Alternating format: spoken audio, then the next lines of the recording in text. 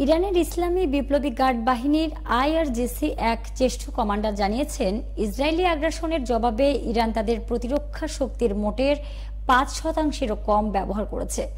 আইআরজিসির সমন্বয় বিষয়ক উপকমান্ডার brigadier general Mohammad Reza Naqdi শনিবার দেশটির রাষ্ট্রীয় টেলিভিশনে দেওয়া এক সাক্ষাৎকারে এ মন্তব্য করেছেন। তিনি বলেন, ইসরায়েলের বিরুদ্ধে ইরানের পাল্টা হামলায় দেশের প্রতিরক্ষা শক্তির ৫%-এরও কম বাস্তবিক অর্থে সক্রিয় হয়েছে। তিনি বিষয়টি ব্যাখ্যা করে বলেন, এখানে সক্রিয় অর্থ এই নয় যে সেগুলো ব্যবহৃত হয়েছে বা শেষ হয়ে গেছে, বরং এর মানে প্রতিরক্ষা ইউনিটগুলোর মাত্র ৫% শত্রুর মোকাবেলায় যুক্ত হয়েছিল। নাগদি বলেন, এর অর্থ হচ্ছে আমাদের মূল সামরিক সক্ষমতা এখনো অপ্রকাশিত রয়েছে।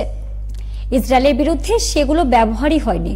তার ভাষায়, আমাদের পূর্ণ শক্তির প্রকাশ এখনো বাকি রয়েছে, তা এখনো মঞ্চে ওঠেনি।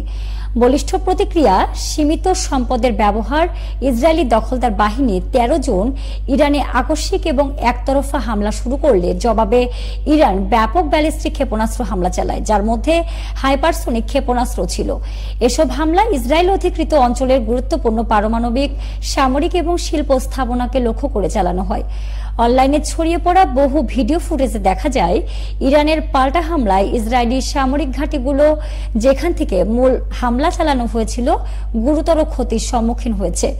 যুক্তরাষ্ট্রের ব্যয়বহুল প্রতিরক্ষামূলক সহায়তার এদিকে পশ্চিমা সংবাদ মাধ্যমে প্রকাশিত সামরিক বিশ্লেষকদের উদ্ধৃতি অনুযায়ী ইরানের পাল্টা হামলা প্রতিহত করতে যুক্তরাষ্ট্র তার থার্ড ক্ষেপণাস্ত্র প্রতিরক্ষা ব্যবস্থা সক্রিয় করে।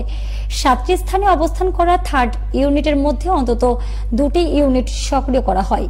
আর এই সহায়তা কার্যকরে ১২ দিনে যুক্তরাষ্ট্রের খরচ হয় $৮০০ মিলিয়ন বেশি।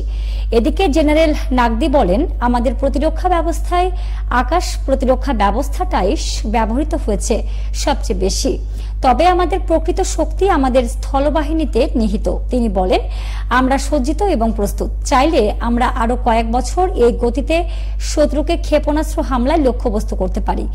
ইরানি জেনারেল ইঙ্গিত দেন, ইরান যদি সত্যিকারের পূর্ণমাত্রার সামরিক জবাব দিতে চায়, তাহলে এর ব্যাপ্তি এবং ধ্বংস ক্ষমতা হবে আরো অনেক গুণ বেশি। সূত্র মেহের নিউজ।